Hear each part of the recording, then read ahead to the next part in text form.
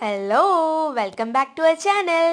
ഇന്നൊരു കിടിലൻ റെസിപ്പി ആയിട്ടാണ് ഞാൻ വന്നിരിക്കുന്നത്. വളരെ ടേസ്റ്റി ആയിട്ടുള്ളൊരു ജിലേബിയാണ് ഞാൻ ഇന്ന് തയ്യാറാക്കാൻ പോകുന്നത്.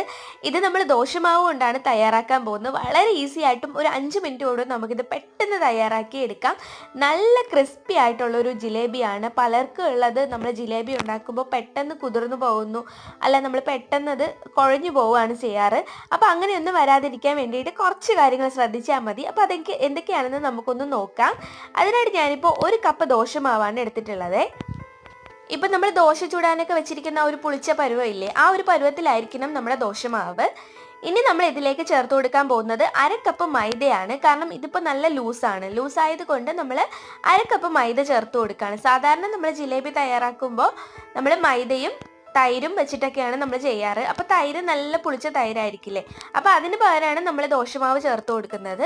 അപ്പോൾ അതിലേക്ക് ഞാനിപ്പോൾ യെല്ലോ ഫുഡ് കളറാണ് ചേർത്ത് കൊടുക്കുന്നത്. ഇപ്പോൾ കുട്ടികൾക്ക് കൊടുക്കുകയാണെന്നുണ്ടെങ്കിൽ ഫുഡ് കളർ കുറച്ച് അവോയ്ഡ് ചെയ്യാം, മഞ്ഞൾപ്പൊടി ചേർത്ത് കൊടുത്താലും മതി.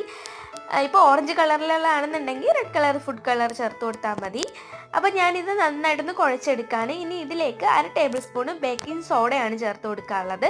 ബേക്കിംഗ് സോഡ അല്ലെങ്കിൽ ബേക്കിംഗ് പൗഡറും ചേർത്ത് കൊടുക്കാം, നല്ലൊരു സോഫ്റ്റ്നെസ് കിട്ടും. ഇത് നമുക്കിനി ഇതൊന്ന് മാറ്റി വെക്കാം. ഇതുപോലെ ഒരുപാട് ലൂസായി പോകാൻ പാടില്ല. ഇതുപോലെ അല്പം തിക്കായിരിക്കണം. ഇനി നമുക്ക് 1/2 കപ്പ് പഞ്ചസാര എടുക്കാം. ഇനി അതിലേക്ക് ആ അളവിൽ തന്നെ നമുക്ക് വെള്ളം ചേർത്ത് കൊടുക്കാം.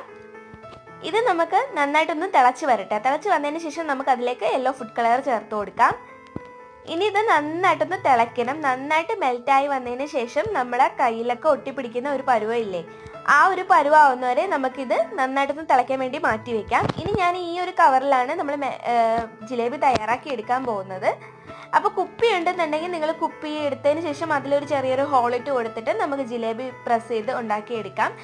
ഇതിപ്പോൾ നമ്മൾ സിറപ്പ് റെഡി ആയിട്ടുണ്ട്. ഇതുപോലെ ഒന്ന് കയ്യിൽ ഒട്ടിപ്പിടിക്കുന്ന പരുവാകുമ്പോഴത്തേക്കും നമുക്ക് തീ ഒന്ന് കുറച്ച് വെക്കാം. കാരണം നമ്മൾ ജിലേബി തയ്യാറാക്കി ഇടുമ്പോഴത്തേക്ക് നമുക്ക് നല്ല ചൂട് സിറപ്പിൽ വേണം നമ്മളിത് ഒഴിച്ചു കൊടുക്കാൻ. അപ്പോൾ ഞാൻ ചെറിയൊരു ഹോള് മാത്രമേ അതിൽ ഇട്ട് കൊടുത്തിട്ടുള്ളൂ. അപ്പോൾ ചെറിയൊരു ഹോളാണെങ്കിൽ നല്ല ക്രിസ്പി ആയിട്ട് കിട്ടും. ഇതുപോലെ നമുക്കിതൊന്ന് ചുറ്റിച്ചു കൊടുക്കാം. അപ്പോൾ മീഡിയം ഫ്ലെയിമിലിട്ട് വേണം നമ്മളിതൊന്ന് ചൂടാക്കി എടുക്കാൻ വേണ്ടിയിട്ട്. കാരണം പെട്ടെന്ന് ഇത് കരിഞ്ഞു പോവും. കാരണം നല്ല ക്രിസ്പിയും നല്ല പുളിച്ച മാവും ആയതുകൊണ്ട് നമ്മൾ പെട്ടെന്ന് ഇത് കരിഞ്ഞു പോകാനുള്ള സാധ്യതയുണ്ട്. അപ്പോൾ ഒരു മീഡിയം ഫ്ലെയിമിലിട്ടിട്ട് നമുക്കിതൊന്ന് വേവിച്ചെടുക്കാം. അപ്പം നിങ്ങളുടെ ഇതുപോലെ ഒന്ന് മറിച്ചിട്ട് കൊടുക്കുക. ചെറിയൊരു സ്പൂൺ കൊണ്ട് മറിച്ചിട്ട് കൊടുത്താൽ മതി. വലിയ സ്പൂണിട്ട് മറിക്കാൻ കുറച്ച് പാടായതുകൊണ്ടാണ് ഞാനത് മാറ്റിയത്. ഇതുപോലെ ഒരു നല്ലൊരു കളറായി വരണം. നമുക്കിത് മറിച്ച് തിരിച്ചു വന്ന് 2-3 പ്രാവശ്യം ഇട്ട് കൊടുക്കാം. അപ്പോഴത്തേക്കും നമ്മൾ കാരണം മീഡിയം ഫ്ലെയിമിലിട്ടാണ് വേവിക്കുന്നത്, അതുകൊണ്ട് നമുക്ക് തിരിച്ച് മറിച്ചിട്ട് നല്ലൊരു ക്രിസ്പി ആവുന്ന സമയത്ത് മാത്രം നമുക്കതെടുത്ത് സിറപ്പിലോട്ട് ഇട്ട് വെക്കാം. അപ്പോൾ ചൂടോട് കൂടി തന്നെ നമ്മൾ സിറപ്പിലോട്ട് ഇട്ട് കൊടുക്കാം. ഇതുപോലെ എല്ലാം ഒന്നിട്ട് നമുക്കൊരു അടുത്തൊരു ഇത് ഒഴിച്ചു കൊടുക്കുന്ന വരെ നമുക്കത് മുങ്ങി കിടക്കട്ടെ. അപ്പോൾ നല്ല ഷുഗർ അതിൽ പിടിച്ച് കിട്ടും. അപ്പോൾ ഇതുപോലെ നമ്മൾ ഒരു പ്രാവശ്യമൊക്കെ ചുറ്റിച്ച് വരുമ്പോഴത്തേക്കും നമുക്കത് ചുറ്റിക്കാൻ നല്ലപോലെ പഠിക്കും. അപ്പോൾ ഇതുപോലെ ഞാനിപ്പോൾ റൗണ്ട് ഷേപ്പിലാണ് ചുറ്റിച്ചെടുക്കുന്നത്. ചെറിയൊരു ഹോൾട്ടതിന് ശേഷം മാത്രം നമുക്ക് ഇതുപോലെ ചെയ്തെടുക്കാം. അപ്പോൾ നല്ല ക്രിസ്പി ആയിട്ട് കിട്ടുകയും ചെയ്യും. അപ്പോൾ കണ്ടോ, ഞാനിപ്പോൾ ഒരെണ്ണം അതിൽ നിന്ന് എടുത്ത് മാറ്റിയിട്ടുണ്ട്. നല്ല ഒരു ക്രിസ്പി ആയിട്ട് വന്നിട്ടുണ്ട്, നല്ല പൊട്ടലോട് കൂടി. ഇത് പെട്ടെന്ന് കുതിർന്നു പോവുകയൊന്നുമില്ല. ജിലേബി തയ്യാറാക്കി നോക്കിയിട്ട് ഇതുവരെ ശരിയാവാത്തവർക്ക് ഒരിക്കലും ഇത് ഒരു ഫ്ലോപ്പ് ആവില്ല. നല്ല ഒരു ക്രിസ്പി ആയിട്ട് തന്നെയും നല്ല പോലെ കുതിർന്നു പോവാതെയും ഇത് ഒരു 5-6 ദിവസം വരെ വേണമെങ്കിൽ ഇരിക്കും.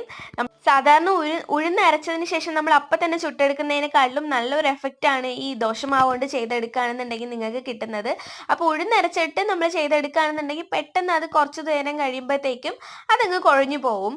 ഇപ്പോൾ നമ്മൾ ഷുഗർ സിറപ്പ് അങ്ങ് നല്ല തിക്കായിട്ടില്ല എന്നുണ്ടെങ്കിലും ഈ ഒരു മെത്തേഡിൽ ചെയ്യുകയാണെന്നുണ്ടെങ്കിൽ നമുക്ക് പെട്ടെന്ന് നമുക്ക് തയ്യാറാക്കി എടുക്കുകയും ചെയ്യാം. നല്ല ക്രിസ്പി ആയിട്ടുള്ള ഒരു ജിലേബി നമുക്ക് കിട്ടുകയും ചെയ്യും. അപ്പം നിങ്ങൾ എല്ലാവരും ഇത് ട്രൈ ചെയ്ത് നോക്കണം. വീഡിയോ ഇഷ്ടമാണെന്നുണ്ടെങ്കിൽ ലൈക്ക് ചെയ്യാനും ഷെയർ ചെയ്യാനും സബ്സ്ക്രൈബ് ചെയ്ത് എൻ്റെ ചാനലിനെ ഒന്ന് സപ്പോർട്ട് ചെയ്യാനും മറക്കരുത്.